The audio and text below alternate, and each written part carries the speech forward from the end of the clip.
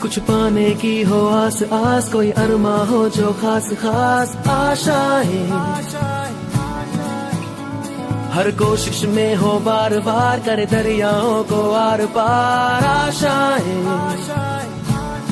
तूफानों को चीर के मंजिलों को छीन ले, आशाएं ले दिल की, उम्मीदें हंसे दिल की, अब मुश्किल नहीं कुछ भी, नहीं कुछ भी,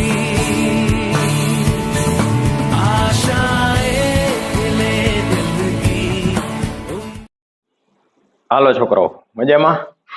આજે આપણે નવું ચેપ્ટર ચાલુ કરવાનું છે. ચેપ્ટરનું નામ છે ઉચ્ચ કક્ષાની વનસ્પતિઓમાં પ્રકાશ સંશ્લેષણ. ઉચ્ચ કક્ષાની વનસ્પતિઓમાં પ્રકાશ સંશ્લેષણ. હવે વનસ્પતિમાં પ્રકાશ સંશ્લેષણ એટલે તમે નાનપણથી સાંભળતા જ આવો છો કે ભાઈ વનસ્પતિ પોતાનો ખોરાક પોતાની જાતે બનાવે. આ ચેપ્ટરમાં આપણે શું ભણવાનું છે? તો પહેલા કોઈ પણ ચેપ્ટરની શરૂઆત તમને હવે તો ખ્યાલ આવી જ ગયો હશે કે કેનાથી થાય, તો કે પ્રસ્તાવનાથી થાય. તો એમાં આપણે જોઈ તો ભાઈ ઉચ્ચ કક્ષાની વનસ્પતિમાં પ્રકાશ સંશ્લેષણ, કોઈ પણ સજીવ પૃથ્વી પર વસવાટ કરતો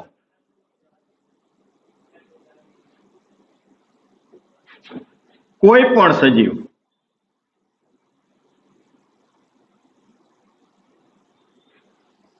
પોતાની દેહધાર્મિક ક્રિયા કરવા માટે ખોરાક ઉપર આધાર રાખે. એનું અસ્તિત્વ એને ટકાવી રાખવું હોય, એના શરીરમાં ચાલતી કોઈ પણ પ્રકારની દેહધાર્મિક ક્રિયા એને ચાલુ રાખવી હોય તો એને ખોરાકની જરૂર પડે. ખોરાકની જરૂર પડે તો ભાઈ વનસ્પતિ છે એ કેવી છે? તો કે સ્વયંપોષી. વનસ્પતિ છે એ સ્વયંપોષી,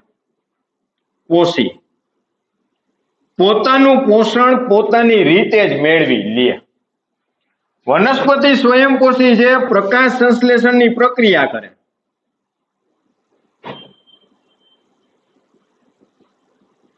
પ્રકાશ સંશ્લેષણની પ્રક્રિયા દરમિયાન તેમને બધાને ખબર જ છે કે ગ્લુકોઝનું નિર્માણ કરે. ગ્લુકોઝના નિર્માણ બાદ તે ગ્લુકોઝમાંથી સ્ટાર્ચનું નિર્માણ કરે.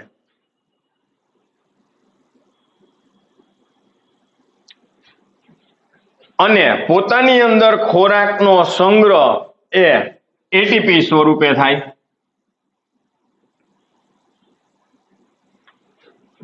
એણે ઉત્પન્ન કરેલો જે ખોરાક છે તે ખોરાક પોતાની દેહધાર્મિક ક્રિયા દરમિયાન તે વાપરે. હવે જે બાકી વધેલો જથ્થો છે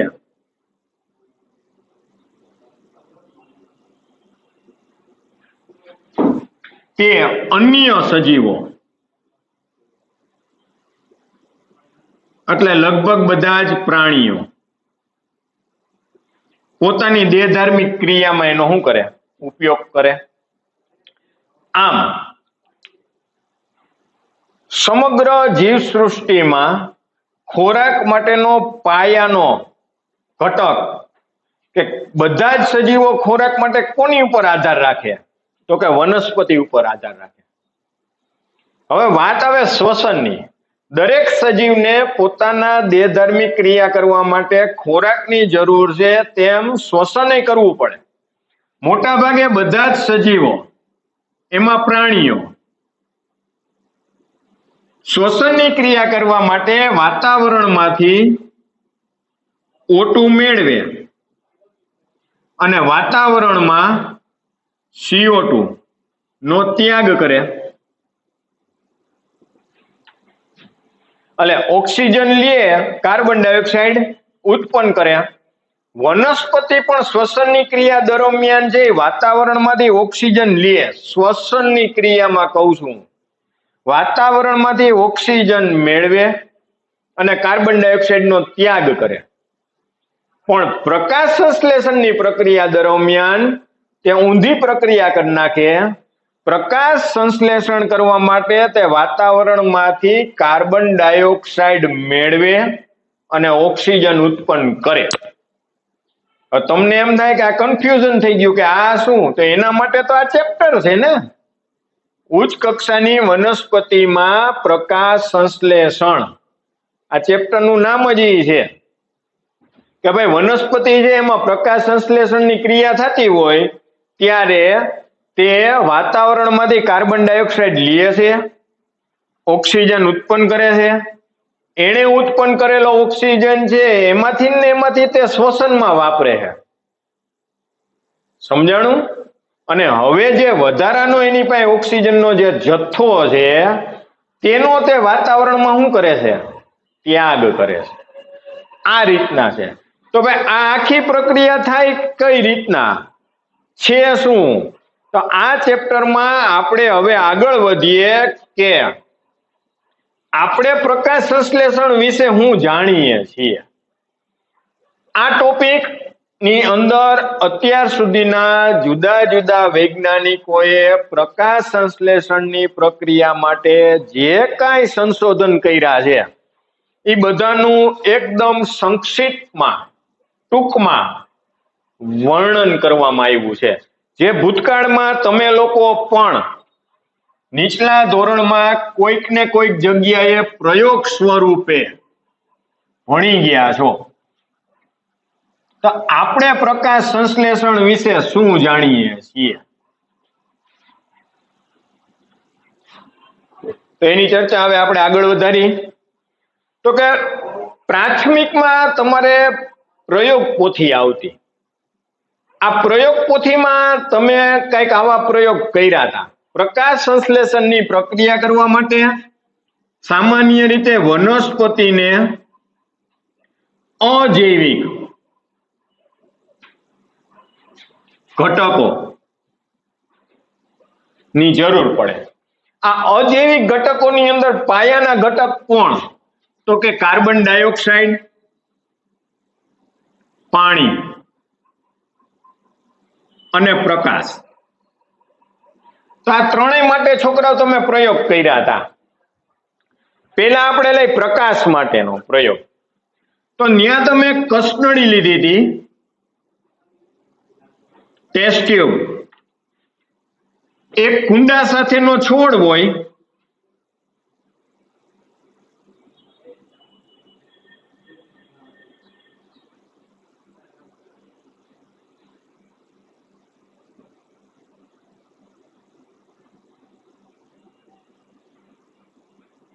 આ કુંડા સાથેનો એક છોડ છે. આમાં પહેલો પ્રયોગ આપણે કરીએ છીએ પ્રકાશ માટેનો.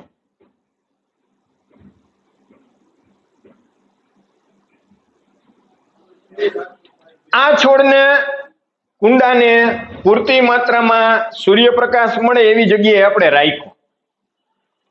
હવે આપણે કર્યું શું? તો કે આ પર્ણ છે, આ પર્ણને આપણે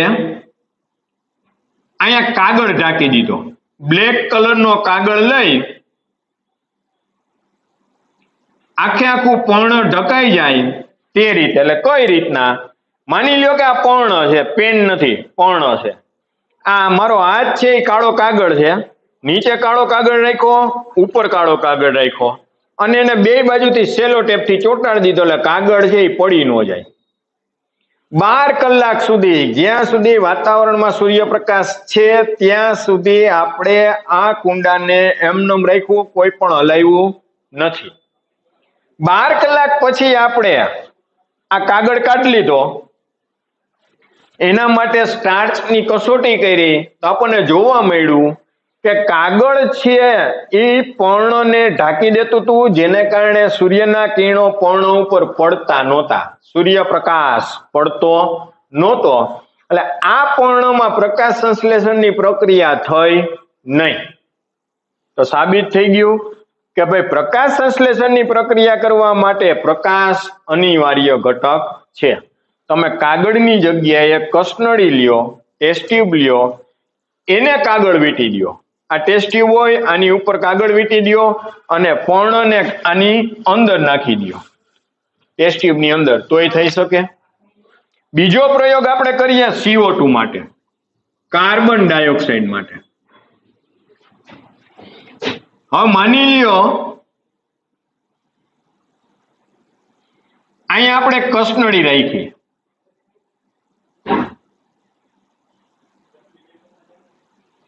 આ કસનળીને આપણે સ્ટેન્ડ આરે જોડી દીધી,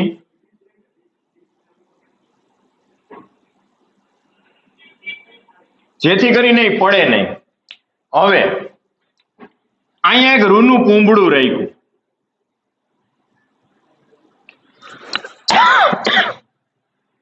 આ રૂના પૂંબડાને KOH, પોટેશિયમ ઓક્સાઇડ,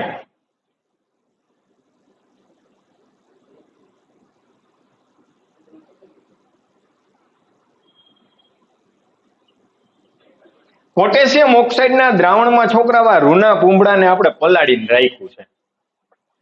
પોટેશિયમ ઓક્સાઇડનો ગુણધર્મ છે તે કાર્બન ડાયોક્સાઇડનું શોષણ કરે, CO2 શોષે.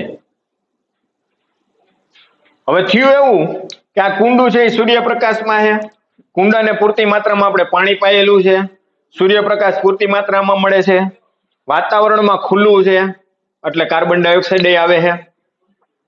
જેવો કાર્બન ડાયોક્સાઇડ અહીંયા આવશે કસનળીમાં, એ પર્ણમાં જવાની જગ્યાએ એને ખેંચી કોણ લે? Potassium oxide. તો પર્ણનો જે આ ભાગ છે છોકરાઓ, આ ભાગ, આને કાર્બન ડાયોક્સાઇડ મળશે નહીં. આ ભાગ છે એને કાર્બન ડાયોક્સાઇડ પૂરતી માત્રામાં મળશે.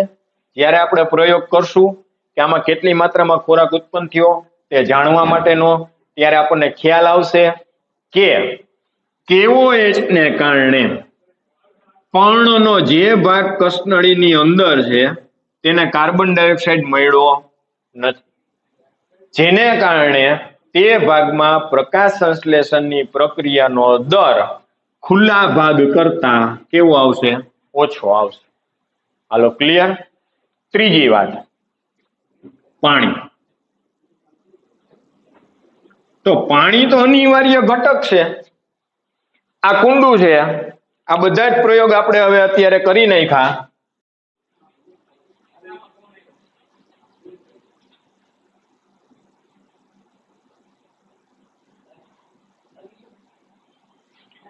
આ કુંડું છે, આ કુંડાને પૂરતી માત્રામાં સૂર્યપ્રકાશ મળે એ રીતના આપણે રાખ્યું. હવે કુંડાની અંદર પાણી આપણે આપતા નથી. 2 દિવસ સુધી છોકરાઓને પાણી આપવામાં ન આવે તો શું થાય? આપણને ખબર જ છે, પાણી ન મળે તો વનસ્પતિ શું થાય? સુકાઈ જાય. કારણ કે પાણી નહીં મળે એટલે પ્રકાશ સંશ્લેષણની પ્રક્રિયા નહીં થાય. પ્રકાશ સંશ્લેષણની પ્રક્રિયા નહીં થાય તો વનસ્પતિને પોતાની અંદર ચાલતી દેહધાર્મિક ક્રિયા કરવા માટે શક્તિ મળશે નહીં. એની દેહધાર્મિક ક્રિયા શું થઈ જશે? બંધ થઈ જશે અને એ વનસ્પતિ શું થાય? સુકાઈ જાય. તો આ પ્રાઇમરી કક્ષાનું થયું. હજી આગળ આપણે જાય તો જુદા જુદા વૈજ્ઞાનિકોએ પ્રાથમિક પ્રયોગો કર્યા. શેના માટે? તો કે પ્રકાશ સંશ્લેષણની પ્રક્રિયાના પ્રારંભ માટેના પ્રયોગો કર્યા. એમાં ઘણા બધા વૈજ્ઞાનિકોએ પોતાનો ફાળો આપ્યો. હવે આપણે એની વાત કરીએ. આ 3 પ્રયોગ છોકરાઓ તમારે પ્રયોગ પોથી આવતી એમાં આવેલા છે. ક્યાંક 6ઠા, 7મા, 8મા ક્યાંક આ પ્રયોગ તમે કરેલા છે. જોસફ પ્રિસ્ટલી નામના એક વૈજ્ઞાનિક થઈ ગયા. જોસફ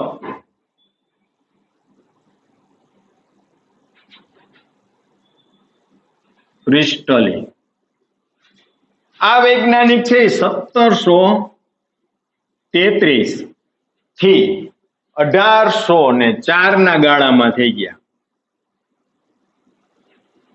આ ભાઈએ પ્રકાશ સંશ્લેષણની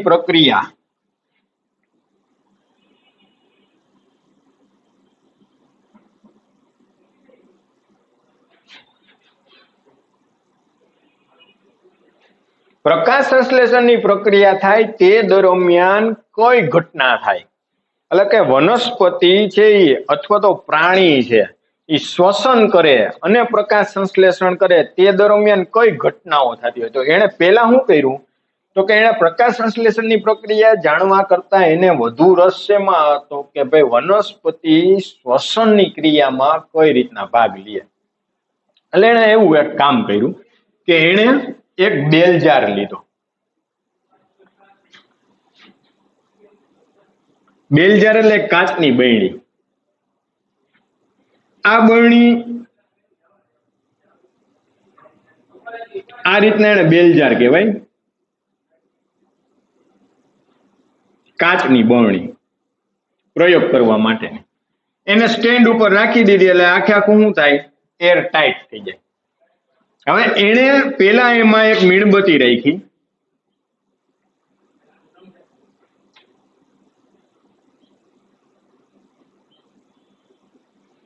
મીણબત્તીને સળગાવી અને બેલ જાર ઢાંકી દીધો. તો શું થાય, 2 થી 3 મિનિટ કે એકાદી મિનિટ કે અડધી મિનિટ મીણબત્તી સળગી. કારણ કે જ્યાં સુધી આ બેલજારના અંદરના ભાગમાં ઓક્સિજન હતો ત્યાં સુધી મીણબત્તી સળગી. કારણ કે ઓક્સિજન છે એ કેવો પદાર્થ છે, જ્વલનશીલ, એટલે સળગી, મીણબત્તી ઠરી ગઈ. હવે એને એક પ્રશ્ન આવ્યો કે મીણબત્તી ઠરી ગઈ તો એને એક આની અંદર ઉંદર મૂક્યો, જીવંત ઉંદરને બેલજારમાં રાખ્યો બીજા પ્રયોગમાં અને મીણબત્તીને પ્રગટાવી, બેલજાર ઢાંકી દીધો. પહેલી વાર મીણબત્તી જેટલો ટાઈમ સળગી હતી એના કરતા ઓછો સમય મીણબત્તી સળગતી રહી. મીણબત્તી ઠરી ગઈ, ઉંદરે મરી ગયો. કારણ હવે આપણે જાણીએ છીએ, ત્યારે એને નહોતી ખબર, હવે આપણને ખબર છે કે ઉંદરે બેલજારમાં ઓક્સિજન હતો એ શ્વસનમાં વાપરો, કાર્બન ડાયોક્સાઇડ કાઢ્યો. મીણબત્તીએ સળગવા માટે બેલજારમાં ઓક્સિજન હતો એ વાપરો, કાર્બન ડાયોક્સાઇડ ઉત્પન્ન કર્યો. એટલે પેલા જેટલો સમય મીણબત્તી સળગતી રહી હતી એના કરતા ઓછા સમયમાં મીણબત્તી ઠરી ગઈ ને ઉંદરે મરી ગયો. ક્લિયર? ત્રીજા પ્રયોગમાં ભાઈએ શું કર્યું, એક મીણબત્તી લીધી,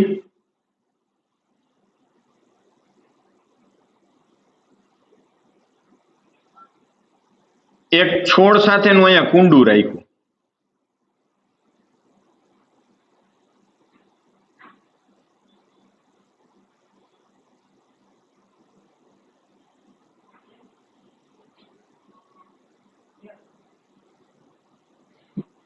એક ઉંદર રાખ્યો.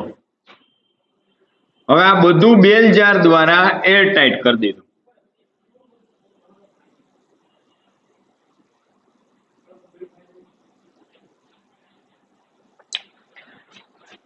આ વસ્તુ એવી જગ્યાએ રાખવામાં આવી કે જ્યાં વનસ્પતિને પ્રકાશ સંશ્લેષણ કરવા માટે પૂરતી માત્રામાં સૂર્યપ્રકાશ મળી રહે. તો વનસ્પતિને પ્રકાશ સંશ્લેષણ થયું, ખોરાક બન્યો, એમાં વૃદ્ધિ વિકાસ થયો, ઉંદર ભાઈ જીવંત રહ્યા, મીણબત્તી સળગતી જ રહી. કઈ ચેનલ એવી થઈ, વનસ્પતિ પ્રકાશ સંશ્લેષણ કરે એટલે મીણબત્તી અને ઉંદર દ્વારા જે કાર્બન ડાયોક્સાઇડ ઉત્પન્ન થાય તે વનસ્પતિ પ્રકાશ સંશ્લેષણમાં વાપરે અને વનસ્પતિ ઓક્સિજન ઉત્પન્ન કરે, એનો ઉપયોગ ઉંદર અને મીણબત્તી શ્વસનમાં કરવા માંડી. પણ મીણબત્તી કઈ સળગતી તો રહે જ નહીં, એનું મીણ ખલાસ થઈ જાય એટલે મીણબત્તી શું થાય, ઠરી જાય. ઉંદર ભાઈ કઈ ખાલી ઓક્સિજન અને કાર્બન ડાયોક્સાઇડ ની આપલે દ્વારા જીવંત તો ન રહે, એને ખોરાક દેવો પડે, એને ખોરાક ન મળે તો ઈ મરી જાય. વનસ્પતિ ને સૂર્યપ્રકાશ મળે છે, કાર્બન ડાયોક્સાઇડ મળે છે, તો તમારે બેલજારમાં સતત એમાં શું નાખવું પડે, પાણી નાખવું પડે. જો પાણી ન આપો તો પ્રકાશ સંશ્લેષણની પ્રક્રિયા શું થઈ જાય, બંધ થઈ જાય. તો આ પ્રક્રિયાને તમારે એમને સતત ચાલુ ને ચાલુ રાખવી હોય તો મીણબત્તી છે એ ખલાસ થઈ જાય એટલે નવી તમારે અહીં મૂકવી પડે. ઉંદરભાઈ માટે ખોરાક રાખવો પડે અને વનસ્પતિને નિયમિત તમારે પાણી પાવું પડે. તો આ ક્યારેય પણ પ્રક્રિયા બંધ થાય નહીં. જ્હોન ઇન્જનહાઉસ નામના પછી વૈજ્ઞાનિક આવ્યા. આ વૈજ્ઞાનિક 1730 થી 1799 નો ગાળો.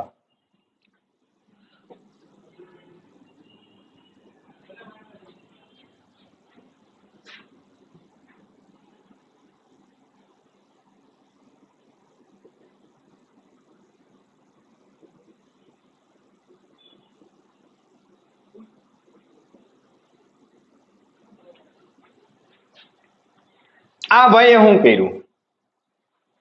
તો જોસેફ પ્રિસ્ટલીએ જે આ પ્રયોગ કર્યો હતો, આ જ પ્રયોગ, આ જ સાધન સામગ્રીનો એને ઉપયોગ કર્યો. તેઓએ જોસેફ પ્રિસ્ટલી ના પ્રયોગનો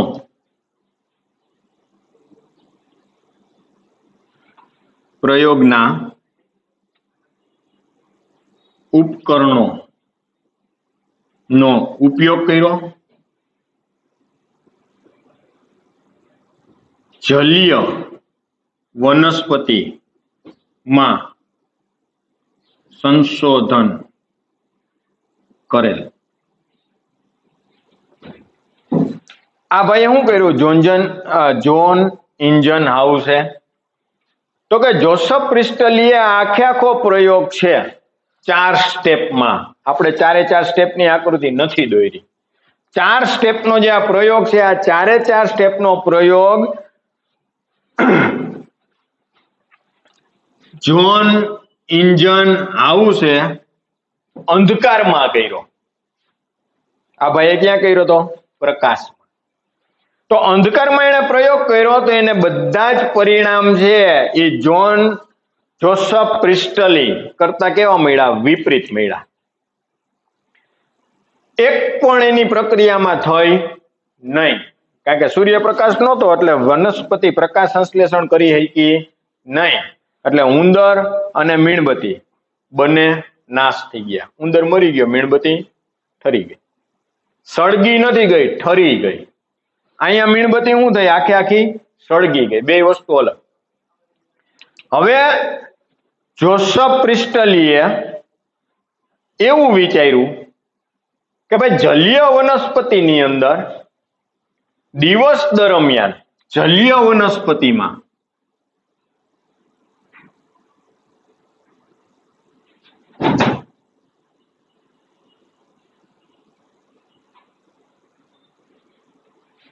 પાણીમાંથી પરપોટા ઉત્પન્ન થાય છે. જ્યારે રાત્રિ દરમિયાન આવા પરપોટા ઉત્પન્ન થતા નથી. દિવસ દરમિયાન પાણીમાંથી પરપોટા ઉત્પન્ન થાય જલીય વનસ્પતિને, અને તે જ વનસ્પતિ પાણીમાં હોય પણ રાત્રિ દરમિયાન આવા પરપોટા ઉત્પન્ન થતા નથી. એણે એવું સાબિત કર્યું કે ભાઈ વનસ્પતિ છે એ દિવસ દરમિયાન જલીય વનસ્પતિ દિવસ દરમિયાન પ્રકાશ સંશ્લેષણ કરે છે. તે દરમિયાન સ્વરૂપે O2 મુક્ત કરે છે. દિવસ દરમિયાન વનસ્પતિ પ્રકાશ સંશ્લેષણ કરે તો સ્વાભાવિક વસ્તુ છે કે તે વાતાવરણમાંથી કાર્બન ડાયોક્સાઇડ લેશે અને ઓક્સિજન શું કરશે? મુક્ત કરશે. પાણીની અંદર છે એટલે અહીં ઓક્સિજન પાણીની અંદરથી પરપોટા સ્વરૂપે બહાર આવે. રાતે સૂર્યપ્રકાશ નથી, જેને કારણે પ્રકાશ સંશ્લેષણની પ્રક્રિયા થતી નથી. પ્રકાશ સંશ્લેષણની પ્રક્રિયા નથી થતી તો પાણીમાંથી પરપોટા ઉત્પન્ન થતા નથી. આમ સ્થલજ વનસ્પતિ માટે પ્રયોગ કરનાર વૈજ્ઞાનિક જોસફ પ્રિસ્ટલી. જલીય વનસ્પતિ માટે પ્રયોગ કરનાર વૈજ્ઞાનિક જોસફ પ્રિસ્ટલી અને જલીય માટે જ્હોન ઇન્જન હાઉસ. આ બે વૈજ્ઞાનિકોએ જલીય અને સ્થલીય વનસ્પતિમાં પ્રયોગ કરીને સાબિત કર્યું. એના પછી આવ્યા જુલિયન વોન સેચ.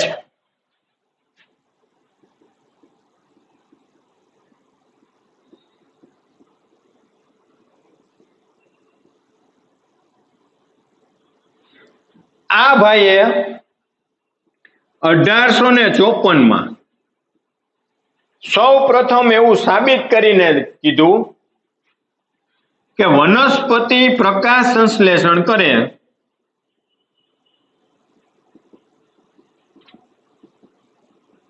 ની પ્રક્રિયા કરે તે દરમિયાન પોતાનો ખોરાક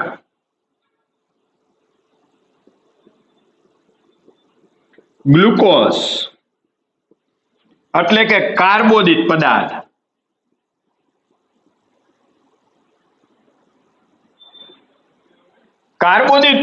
સ્વરૂપે તે પોતાનો ખોરાક ઉત્પન્ન કરે. હવે વનસ્પતિ ગ્લુકોઝનો સીધો ખોરાકમાં ઉપયોગ કરતી નથી. વનસ્પતિએ ઉત્પન્ન કરેલો જે આ ગ્લુકોઝ છે, આ ગ્લુકોઝનું રૂપાંતર તે સ્ટાર્ચમાં કરે.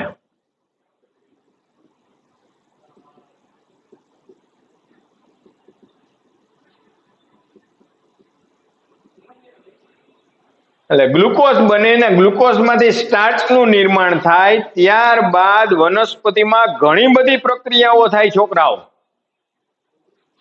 ગ્લુકોઝ છે એ ગ્લાયકોલિસિસમાં જાય.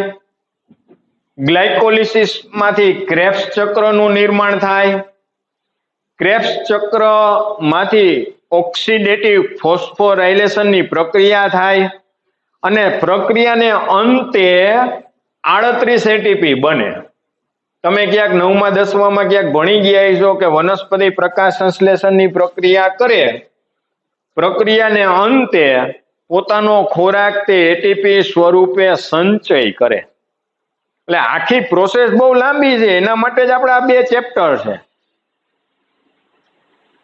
ચેપ્ટર નંબર આ થશે 13 કે 14 એમ કંઈક છે કે ઉચ્ચ કક્ષાની વનસ્પતિમાં પ્રકાશ સંશ્લેષણ. ને આના પછીનું જે ચેપ્ટર છે એ શ્વસન છે.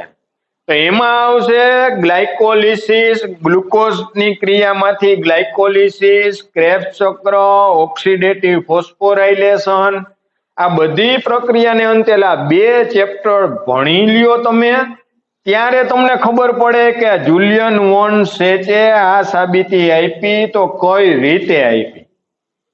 બહુ ડીપમાં વાત છે. એટલે જ મેં તમને કીધું કે ભાઈ અત્યારે તો આપણે બધા જ વૈજ્ઞાનિકોની જે કાંઈ ચર્ચા કરી છે એ બહુ સંક્ષિપ્તમાં છે, એકદમ ટૂંકમાં. ડીપમાં તો હવે આપણે ચેપ્ટરમાં આગળ જાશું. આજના દિવસમાં, આજના લેક્ચરમાં તો આપણે આ જ જાણવાનું છે કે કોણે શું સંશોધન કર્યું હતું ને જેના વિશે આપણે થોડું ઘણું છે ભૂતકાળમાં આગલા ધોરણોમાં જોઈ ગયા હતા. આગળ વધી આના પછીના વૈજ્ઞાનિક આવ્યા.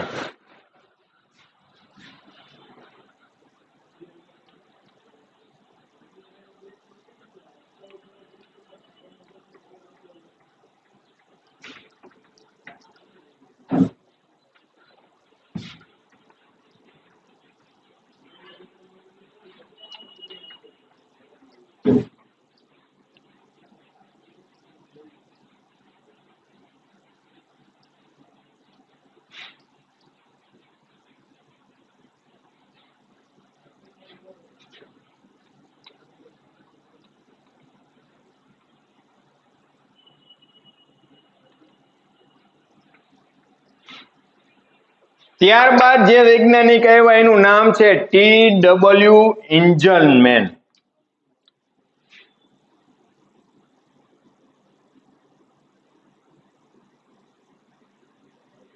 TW engine.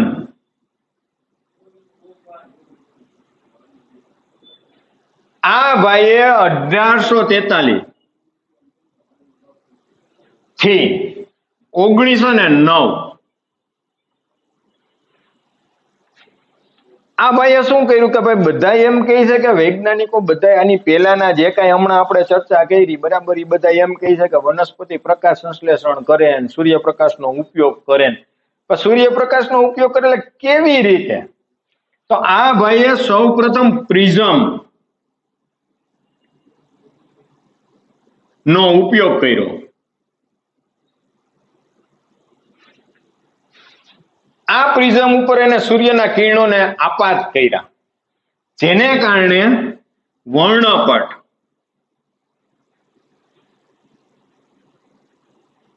વર્ણપટનું નિર્માણ થયું. આ વર્ણપટ એટલે તમને ખ્યાલ છે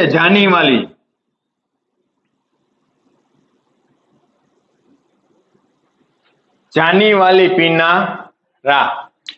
આ વર્ણપટનો એને ઉપયોગ કર્યો અને વાદળી અને લાલ, જાનીવાલી પિનારા, વાદળી ને લાલ એટલે રાતો, આ બે રંગનો એને પ્રયોગમાં દાખલ કર્યા.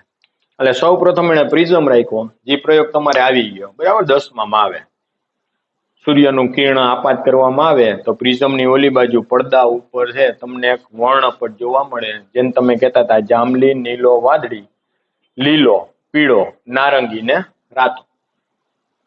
આ વર્ણપટનો એને ઉપયોગ કર્યો અને આ વર્ણપટનો ઉપયોગ કરવા માટે એને બેક્ટેરિયાની અંદર લીલા રંગની ક્લેડોફોરસ નામની લીલને બેક્ટેરિયામાં દાખલ કરી. હવે એને જ્યારે બેક્ટેરિયામાં એને ઉમેરી ત્યારે એમાં શું થયું તો કે પ્રકાશના જે કિરણો આવતા હતા તે કિરણોમાંથી આ ક્લેડોટોરસ નામની જારક બેક્ટેરિયા મારા માધ્યમમાં દાખલ કર્યા. એટલે એને મેક્સિમમ સૂર્યના વર્ણપટમાંથી વાદળી અને લાલ રંગનું શોષણ કર્યું. વાદળી અને લાલ. આની ઉપરથી આ ભાઈ એવું કીધું કે વનસ્પતિ મહત્તમ પ્રકાશ સંશ્લેષણ વાદળી અને લાલ સૂર્યના કિરણોનું કરે. એ સિવાયના જે કોઈ કિરણો છે વર્ણપટના એની અંદર પ્રકાશ સંશ્લેષણનો દર કેવો હોય? નીચો હોય, ઓછો હોય. આવું આ ભાઈએ કીધું. રેડી? આગળ વધી હજી તો કે જેમ જેમ આગળ પ્રયોગ થતા ગયા, સંશોધન થતા ગયા, તેમ તેમ વધુ માહિતીઓ શું થતી ગઈ? એકત્રિત થતી ગઈ, ભેગી થતી ગઈ. એના પછી 19મી સદીમાં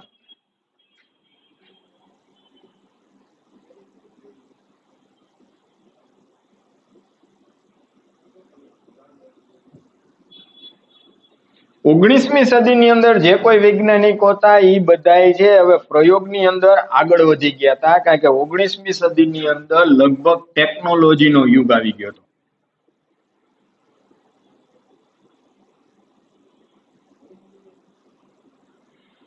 પ્રયોગ કરવા માટેની સાધન સામગ્રીઓ છે એ બધી કેવી થઈ ગઈ હતી? ઉત્કૃષ્ટ થઈ ગઈ હતી. એની અંદર ગ્રોથ થઈ ગયો હતો. હેવી માઇક્રોસ્કોપ આવી ગયા હતા. 17મી સદી હતી જ્યારે જોસેફ પ્રિસ્ટલી હતા, જોન ઇન્જન હાઉસ હતા, આ લોકો પણ એટલી બધી ટેકનોલોજી નહોતી એટલે એના સંશોધન મર્યાદિત રહી ગયા હતા.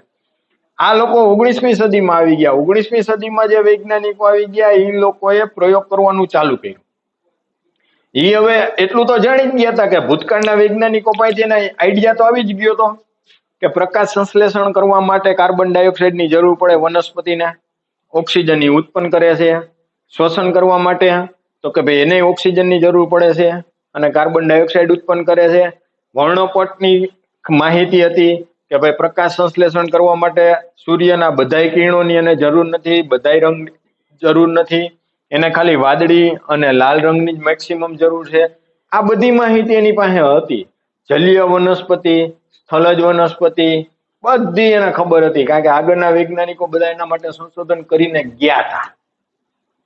હવે 19મી સદીમાં વૈજ્ઞાનિકોએ એવું કર્યું કે ભાઈ વનસ્પતિ કાર્બન ડાયોક્સાઇડ અને પાણી એટલે CO2 અને H2O, જો વનસ્પતિને પ્રકાશની હાજરીમાં કાર્બન ડાયોક્સાઇડ અને પાણી મળે, ને પાણી એટલે ભૂગર્ભીય જળ,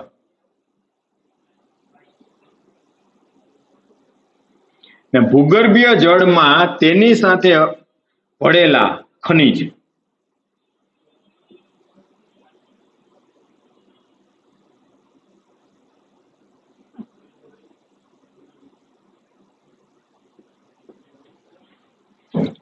જો એને મળે તો વનસ્પતિ પ્રકાશ સંશ્લેષણની પ્રક્રિયા કાર્બોદિત પદાર્થ અને સાથે સાથે તે બાષ્પ સ્વરૂપે H2O નો ત્યાગ કરે. કાર્બન ડાયોક્સાઇડ માંથી કાર્બન, H2O રેડી, અને સોરી અહીંયા વધશે ખાલી O2 ઓક્સિજન. પાણી સાથે કાર્બન ભળે એટલે કાર્બોદિત પદાર્થ બની જાય. આ ઓક્સિજન છે વનસ્પતિ છે વાતાવરણમાં ત્યાગ કરે. આ સંશોધન 19મી સદીમાં થઈ ગયું. પછી કોર્નેલિયન વાન નીલ નામના વૈજ્ઞાનિક આવ્યા.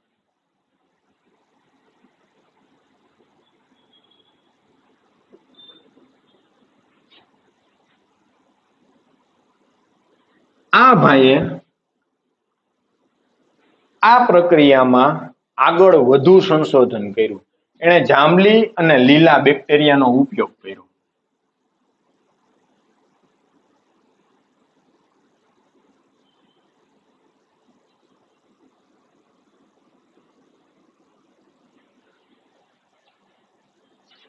જાંબલી અને લીલા આ રંગનો પ્રકાશનો મેક્સિમમ ઉપયોગ બેક્ટેરિયાએ કર્યો અને એણે સમીકરણમાં સુધારો કર્યો. એણે એવું કીધું કે ઓક્સિડાઇઝેબલ સંયોજન એટલે H2A, ઓક્સિડાઇઝેબલ સંયોજન કાર્બન ડાયોક્સાઇડ સાથે પ્રક્રિયા કરે અને તેમાંથી કાર્બોદિત પદાર્થ CH2O વત્તા પાણી અને વત્તા 2A, સમીકરણને સંતુલિત કરવા અહીંયા આપણે 2 મૂકવા પડે તો સમીકરણ સંતુલિત થઈ જાય. તો એણે એવું જ કીધું કે ભાઈ વનસ્પતિ છે એ કાર્બોદિત પદાર્થનું નિર્માણ કરે, પાણીનું બાષ્પ સ્વરૂપે ઉત્પન્ન કરે અને સંયોજન છે એ શું પડી જાય, છૂટું પડી જાય. ત્યારબાદના વૈજ્ઞાનિકોએ તેની અંદર ઊંડાણપૂર્વકના સંશોધન કરવાનું ચાલુ રાખ્યું, જેને કારણે એ લોકોને માહિતી વધુ ને વધુ મળતી ગઈ, ચરમસીમાએ પહોંચી ગયા. છેલ્લે એવી ખબર પડી કે ભાઈ કાર્બન ડાયોક્સાઇડ એટલે CO2 વત્તા પાણી એટલે H2O ભેગા થાય એટલે એક વસ્તુ ફાઇનલ થઈ ગઈ. એમાંથી બને હું CH2O ને વત્તા છૂટો પડે O2.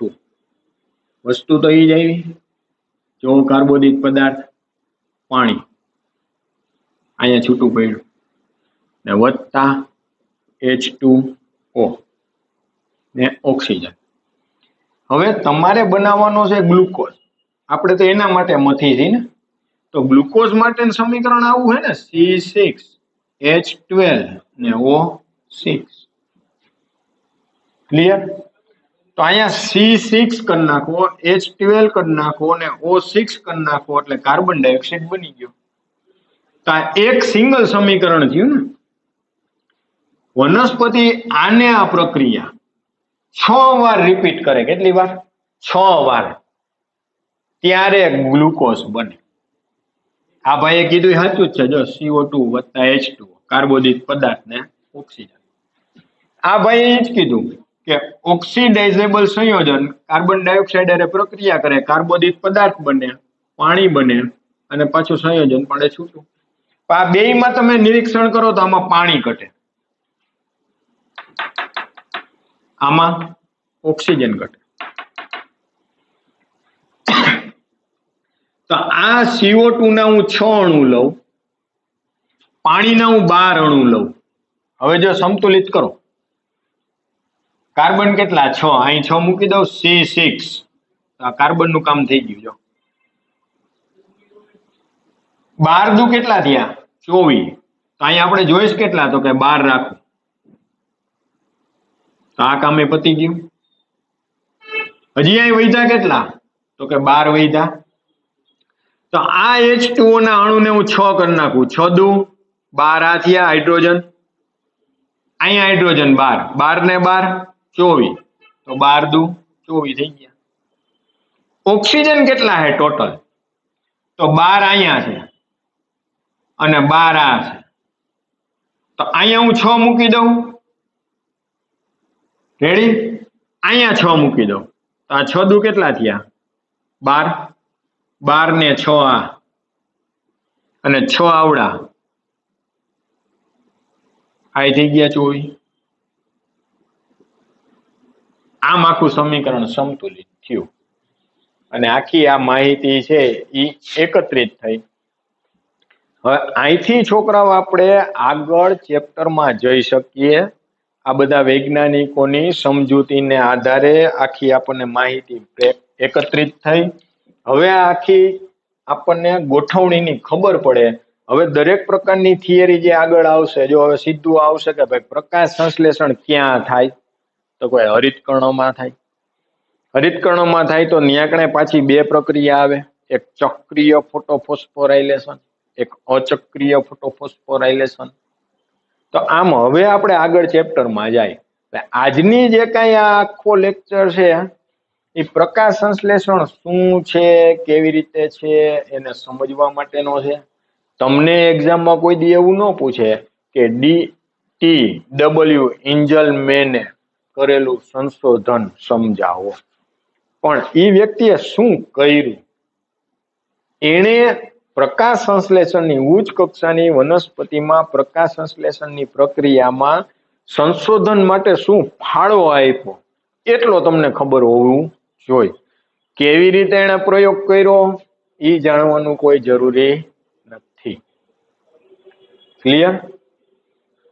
આમ હવે આગળ આપણે ચેપ્ટરમાં વધવાનું થાય. અહીં સુધીનું જે કાંઈ લેક્ચર છે એ તમે વ્યવસ્થિત જોજો અને રિફર કરજો. ટેક્સ્ટની અંદર એ રિફર કરજો, કારણ કે ટેક્સ્ટની અંદર માહિતી આપી, મેં તમને એ સિવાયની વધારાની માહિતી આપી. 2 કમ્પેરિઝન કરજો એટલે તમારા કોન્સેપ્ટ છે એ વધારે ચોખ્ખા થશે, વધારે ખ્યાલ આવશે. નો ખ્યાલ આવે તો એકવાર પાછું લેક્ચર છે એ રિપીટ કરી જાજો. આ આપણું ફાઇનલ સમીકરણ કે ભાઈ પ્રકાશ સંશ્લેષણની પ્રક્રિયાનું છેલ્લું સમીકરણ આ સમીકરણ હજી એકવાર તમને સંતુલિત કરીને બતાવી દઉં એટલે આઈડિયા આવે તમને પાછો.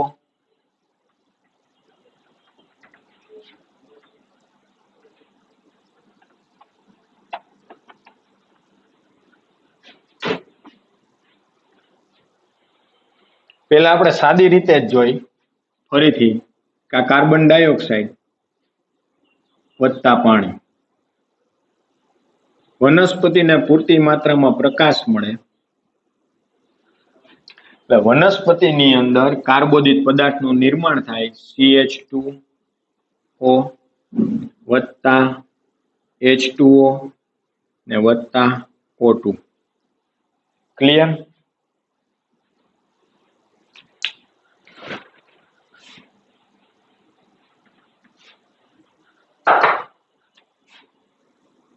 CH2O વત્તા O2 વત્તા H2O. હવે કાર્બોદિત પદાર્થ ગ્લુકોઝ C6H12O6 વનસ્પતિ ગ્લુકોઝ સ્વરૂપે ખોરાક બનાવે તો આ સમીકરણની અંદર એક કાર્બોદિત પદાર્થ થયો. આવા 6 કાર્બોદિત પદાર્થ ભેગા થાય એટલે શું બને? ગ્લુકોઝ બને. તો અહીંયા હું કાર્બન ડાયોક્સાઇડ છે એના હું અણુ લઈ લઉં 6, પાણીના અણુ રાખું હું અહીંયા 12. તો આ બાજુ હવે સંતુલિત કરવાનું થાય. તો કાર્બન કેટલા થયા છોકરાઓ? 6. તો અહીં 6 મૂકી દીધા. હાલો, આ એક પતી ગયું કાર્બન ગ્લુકોઝનું. હવે હાઇડ્રોજન કેટલા જોઈએ મારે? અહીંયા 12. મારી પાસે ટોટલ છે કેટલા? 24. અહીં 12 રાખ્યા, હજી 12 વધે. અહીંયા મૂકી દઈએ આપણે 6.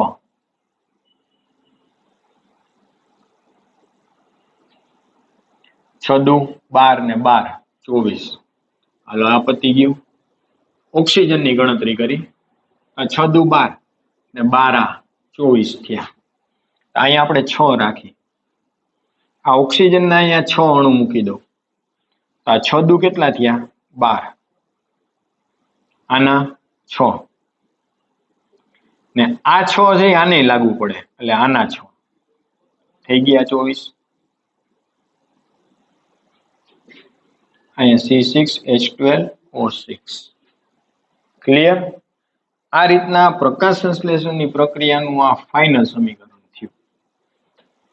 આવતા લેક્ચરથી આપણે હવે ચેપ્ટરમાં આગળ થિયરીમાં વધશું.